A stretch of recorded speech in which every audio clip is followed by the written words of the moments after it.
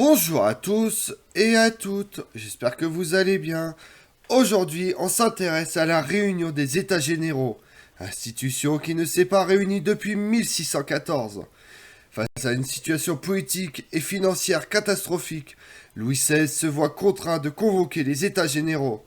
Une assemblée des trois ordres, clergé, noblesse et tiers États, qui seuls peuvent décider de la levée de nouveaux impôts. Leur ouverture le 5 mai 1789 à Versailles marque celle de la Révolution française et le début de la fin pour la monarchie française. Vous voulez en savoir plus sur les États généraux? Venez avec moi. En France de l'Ancien Régime, les États généraux désignent les assemblées générales de la nation organisées à la fois en ordre et en pays. Parfois, le roi ne consultait que les ecclésiastiques et des nobles. Parfois, comme Saint Louis en 1263, à propos des lois sur la monnaie, il réunit uniquement les bourgeois des villes. À la différence du régime parlementaire anglais, les États généraux français tenaient donc leur source uniquement de l'initiative royale. C'est pourquoi ils n'eurent aucune régularité. Le roi ne songeait à les convoquer que dans des moments critiques. On dénombre 28 consultations des États généraux depuis ceux de 1302 convoqués par Philippe le Bel, qui obtient leur soutien dans sa querelle avec le pape Boniface VIII, jusqu'à ceux de 1614 convoqués par Marie de Médicis. Les plus importants furent ceux d'octobre 1356 et de février 1357, qui opposèrent un sévère contrôle du pouvoir en échange d'impôts exceptionnels demandés par le dauphin Charles, futur Charles V, qui finalement les renvoie. Ceux de 1484 qui concédèrent la régence à Anne de Beaujeu après la mort de Louis XI. Au cours du XVIIIe siècle, la difficulté puis l'impossibilité de remédier à l'état désastreux des finances avaient suggéré à certains que le remède ne pouvait venir que de la réunion d'États provinciaux et d'États généraux. La disgrâce de Turgot, l'ampleur des dépenses liées à la guerre d'indépendance des États-Unis, la volonté des parlements d'abaisser l'autorité royale sont également des facteurs qui s'associent à la crise économique commencée en 1786, aggravant la misère d'une population durement éprouvée par la mauvaise récolte de 1788, due aux orages d'été et l'hiver rigoureux de 1788-1789. En 1788, l'impossibilité pour la monarchie française de remédier à l'état désastreux des finances laisse penser que la seule solution pour Louis XVI réside dans la réunion des États généraux afin de voter de nouveaux impôts et de réformer en profondeur l'État. Au mois de juillet, le Parlement, repoussant la subvention territoriale qui aurait forcé les privilégiés, que sont la noblesse et le clergé, à payer un impôt comme tous les autres propriétaires, le Parlement déclara que seule la nation réunie dans ses États généraux pouvait consentir à un impôt perpétuel. Cet appel aux États cristallisa dès lors les vœux de tous les opposants. Le gouvernement envisage d'abord la convocation des États pour 1792, mais la crise financière et politique s'aggravant rapidement, Brienne fait décider le 8 août 1788 que les États généraux seront convoqués pour le 1er mai 1789. Le 27 décembre 1788, le Conseil d'État décide que le bailliage serait l'unité électorale de base, qu'il y aurait au moins 1000 députés en fonction de la population et du montant des contributions de chaque bailliage. Et surtout, qu'il y aurait doublement de la représentation du tiers-État. La convocation des États généraux durera 1 mois et 21 jours. L'élection des représentants a lieu en janvier 1789 et suscite une participation très variable. Les représentants du tiers-État sont désignés de façon indirecte. Seuls les habitants de plus de 25 ans et inscrits sur le rôle des impositions, il s'agissait d'être inscrits au rôle et pas nécessairement de payer des impôts, ont le droit de voter.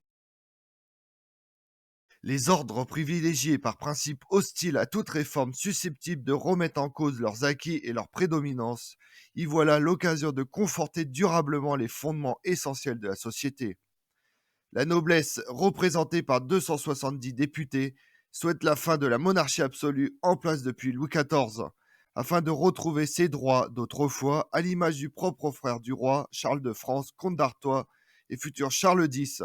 Il accepte la suppression des privilèges financiers de la noblesse, mais non la réduction des privilèges sociaux dont jouissent l'Église et la noblesse. Il pense qu'on peut réformer les finances de la France sans renverser la monarchie. Selon ses propres mots, le temps est venu de réparer, mais non de démolir. Le clergé, fort de ses 291 députés, tire grand profit également, notamment par la perception de la dîme, entre autres. Il souhaite le maintien des institutions actuelles. 578 députés forment le tiers-État aux États généraux du 5 mai 1789, composé de la bourgeoisie et de la paysannerie.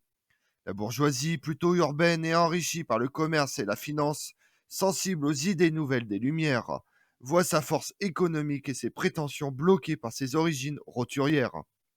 Seuls les nobles ont accès aux postes d'officiers ou aux hautes charges dans l'État, tout en étant dispensés de taxes et d'impôts. Quant à la paysannerie sujette à la disette due aux mauvaises récoltes des dernières années, elle s'oppose au régime fiscal et au comportement des fermiers généraux et des intendants accusés de corruption. Elle exige des garanties pour les libertés individuelles. Le 4 mai 1789 a lieu à Versailles la dernière grande cérémonie d'Ancien Régime, la procession des États généraux. 1200 députés venus de toute la France sont assemblés pour cette première journée. Vêtus de noir et couverts d'un manteau noir en or, les députés du tiers-État sont les plus nombreux. Tous tiennent un cierge à la main, sauf les porteurs de bannières et les fauconniers du roi. Le roi Louis XVI est lui en habit et en manteau de drap d'or, entouré des grands officiers de la couronne. Il porte sur son chapeau le régent, le plus gros diamant d'alors.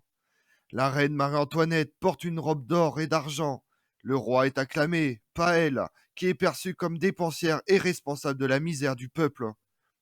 La procession, partie de Notre-Dame, traverse la place d'Armes et arrive à l'église Saint-Louis. Monseigneur de Lafare, évêque de Nancy, y prononce un célèbre discours fustigeant le luxe de la cour. Le 5 mai commence la séance solennelle d'ouverture. Convoquée depuis le 5 juillet 1788, les États généraux n'ont pas été réunis depuis 1614. Une salle provisoire à colonnes a été érigée derrière les menus plaisirs de l'avenue de Paris. Contrairement à la gravure célèbre, la salle est minuscule. Le roi, entouré de la reine et des princes de sang, trône au fond de la salle sous un dais majestueux. Les députés siègent autour sur plusieurs rangs.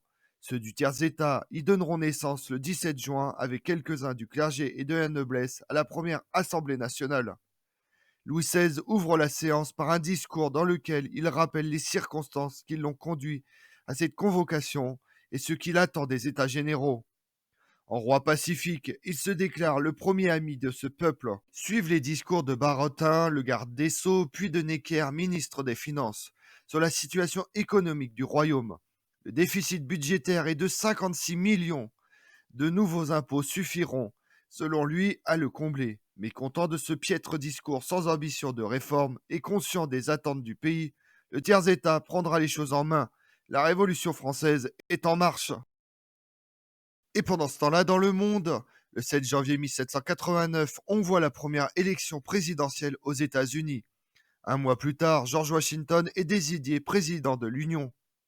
Le 9 mars, Ludovico Manin devient doge de Venise. Il sera le dernier doge.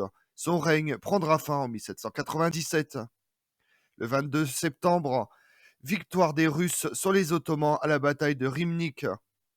Le 8 octobre 1789, on voit la prise de la forteresse de Belgrade par les Autrichiens du maréchal Laudon.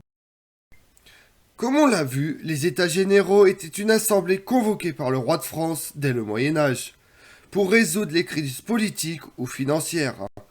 Alors que la convocation des représentants des trois ordres n'avait pas eu lieu depuis 1614, se réunit en 1789 par le roi Louis XVI pour résoudre la grave crise financière que traverse le royaume de France. Il s'ouvre le 5 mai, mais chaque ordre se réunit séparément sans que la question centrale du vote par tête ou par ordre n'ait été tranchée.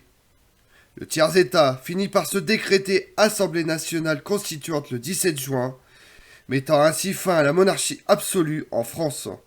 Je vous remercie d'avoir suivi cette vidéo en ma compagnie. Si vous voulez connaître mes autres vidéos, retrouvez-moi chaque matin à partir de 6h45 sur ma chaîne YouTube Tout sur l'Histoire avec Damien, mais également sur les réseaux sociaux, Twitter et Instagram, Histoire Damien. Et pensez à liker, commenter et vous abonner. Je vous remercie à tous.